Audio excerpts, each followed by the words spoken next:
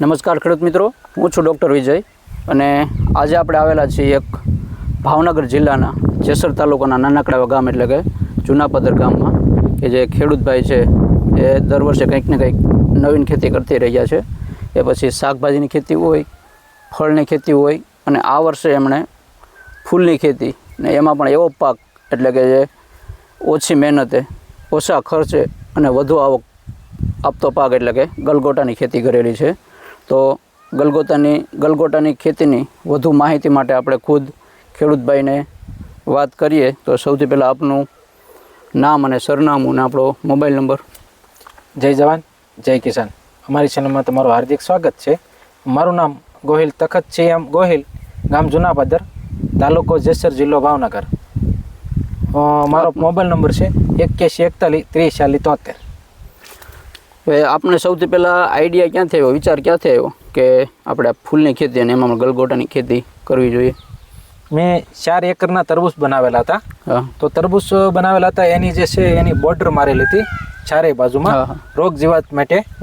તો થીપ્સ ન આવે કે કોઈ છે તે આ સીધું એટેક ફૂલ માથે કરે અને આપણો જે મેન પાક છે રક્ષણ મળી રહે તેના માટે. તો એમાં 40-50 રૂપિયા કિલો ભાવે મેં જેસરની અંદર વેચાણ કર્યું હતું. તો ત્યાર પછી મને એવું લાગ્યું કે ખરેખર આ ફૂલની ખેતી કરાય એવી છે, ઓછો ખર્ચ. આના માટે જમીન અને આબોહવાની વાત કરીએ તો કેવી જમીન અને કેવું વાતાવરણ આને વધારે છે? વાતાવરણ બધું અનુકૂળ જ આવે છે આને. બરાબર. મારે ગઈ સિઝનમાં પહેલા મહિનામાં સોંપેલા હતા અને ઠેઠ 5મા મહિના સુધી હતા તો ઉનાળો હતા. અને અત્યારે છે તો મેં આ 5મા મહિનામાં સોંપેલા છે. તો આને 40-50 દિવસ ચાલે છે. તો આ પણ સારા છે. તો કઈ વેરાયટી લગાવેલી છે? આ જે કન્વર્જી વાળી છે, પિનલ સીડ છે. બરોબર છે. હા. શું ભાવે આનું રોપા તૈયાર કરેલા હતા કે ડાયરેક્ટ વેચાણ કરી માર્કેટમાંથી લઈ આવેલા છો તૈયાર? આના રોપા હું લાવેલો છું. એક છોડ 5 રૂપિયાનો એક છોડ આવે. એક છોડ 5 રૂપિયા. હા. હવે સિઝનની વાત કરીએ તો કેવો સિઝન આની અંદર સૌથી સારામાં ક્યારે વાવેતર કર્યું હોય તો ભાવ મળવાનો વધારે ભાવ મળે રહી? સિઝન તો આ 5મા મહિનાની અંદર સોંપ્યા હોય તો ત્યારે આ જે પૂનમ છે, હાથમ આઠમ છે, આની પછી હવે આપણે તહેવાર આવતા જશે. દિવાળીની મેન સિઝન આવશે, ગણેશ ચતુર્થી, નવરાત્રી છે. તો આમાં બજાર ભાવ આના સારા મળી રહે તેના માટે આ રીતે વાવેતર કરેલ છે. ને ડિસ્ટન્સની વાત કરીએ તો 2 છોડ વચ્ચે અને 2 હાર વચ્ચે આપણે કેટલું રાખેલું છે ડિસ્ટન્સ? આ 6 ફૂટનું અંતર રાખેલું છે. 4 ફૂટનો બેડ બનાવેલો છે. તો એની માથે મેં 2 નેટલ પાથરેલી છે, પછી મલ્ચિંગ પાથરેલું છે અને 6 ફૂટના અંતરે મેં સોપાણ કરેલું છે. બરોબર. વાવ્યા પછી આની અંદર પેલું હાર્વેસ્ટિંગ અથવા તો પેલી કાપણી ક્યારે જનરલી કરવાની હોય? હાઇબ્રિડ જાત છે એટલે 45 દિવસે ખરેખર ફૂલ આવી જાય છે અને ત્યાર પછી પહેલી વીણી એની આવે છે. થોડીક આવે ત્યાર પછી શરૂઆત થઈ જાય છે. અત્યારે માર્કેટ ક્યાં તમે વેચાણ કરવાનું?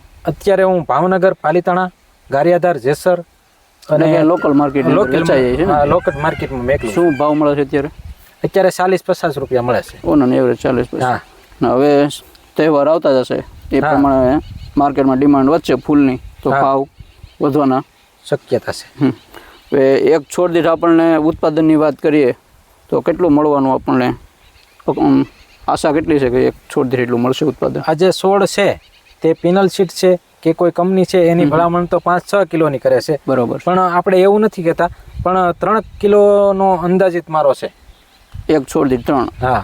એમાંય માની લો કે બીજા કોઈ રોગ જીવાત આવ્યા કે બીજા આપણે કોઈ બરાબર માવજત કરી શક્યા નથી અથવા વાતાવરણના કોઈ ફેરફારને લીધે વધારે વરસાદ પડી ગયો છે, એવું કોઈ પ્રોબ્લેમ આવે તો પણ ઓછામાં ઓછો 2 કિલો તો સારી ક્વોલિટીના આપણને મળી રહી. ને તમે વાત કરી એ પ્રમાણે ભાવ એવરેજ 30 કિલો એટલે 30 રૂપિયા પર કેજીના ભાવ ગણીએ તો પણ એની અંદર સારામાં સારી આવક થઈ શકે.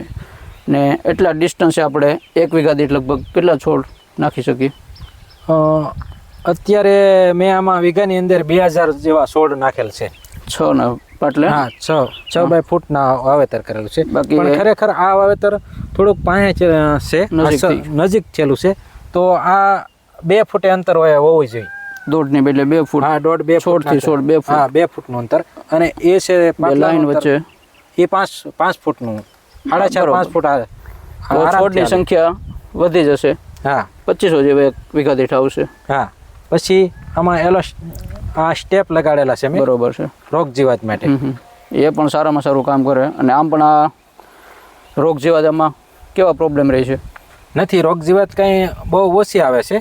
અને રોગ જીવાત આવે તો આમાં હું નીમ ઓઇલનો ને એનો છંટકાવ કરું છું. ઈયળનો પ્રોબ્લેમ. હા અને જીવામૃત ને એવું પાવું છું. બરોબર છે. હા એટલે ખાતરની બીજી જરૂરિયાત રહેતી અને નથી. આમ પણ આ એક પાક એવો છે કે કોઈ પણ સિઝનની અંદર ગમે ત્યારે આપણે સારી રીતથી વાવી શકતા હોય અને બીજા પણ રોગ જીવાતના કે એવા કોઈ ખાસ પ્રોબ્લેમ રહેતા નથી. હા. અને આ નેટ અથવા તો દોરી લગાવવાનું કારણ? આ દોરી કે ચોમાસું છે તો બહુ વરસાદ હોય તો જે વજન થાય, વજનના કારણે આ ડાળા સાઈડમાં જે પડી ન જાય એના માટે મેં દોરીનો ઉપયોગ કરેલો છે. બરોબર છે. હવે ખેડૂત મિત્રોને, બીજા ખેડૂત મિત્રોને આ વાવેતર કરવું હોય તો તમારી શું સજેશન છે? તો તમે શું કહેશો કે કરાય કે ના કરાય? હા, આ જે વાવેતર છે એ મેં બધુંય થઈ અને 2 એકરમાં કરેલું છે. બરોબર. આ જે થોડા પહેલાના છે આગળ પાછળના અંતરે, તો વધુ જો હોય તો આપણે માર્કેટિંગમાં જવું હોય તો કન્ટિન્યુ સપ્લાય. હા તો 100 મણ જેવા થતા હોય તો આપણે એની સપ્લાય કરીએ છીએ, નહીંતર આમાં ન કરીએ છીએ, લોકલ માર્કેટમાં જ વેચવા પડે. હવે આને તોડવાની વાત કરીએ તો પ્રોપર કેવું ફૂલ છે એ આપણે માર્કેટમાં જ્યારે મૂકવાના થતા હોય ત્યારે તોડવું જોઈએ?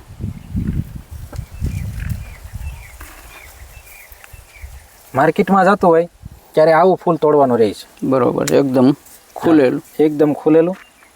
આ વાત કરીએ આપણે, આવું ફૂલ છે એ જ્યારે નજીકના લોકલ માર્કેટમાં જ્યારે મોકલતા હોય ત્યારે એકદમ ઓપન, એટલે કે બધા જ ફૂલ નીચેના આની અંદર હશે, દરેક ફૂલ ઓપન થઈ ગયા એવા સ્ટેજે આપણે તોડવું જોઈએ.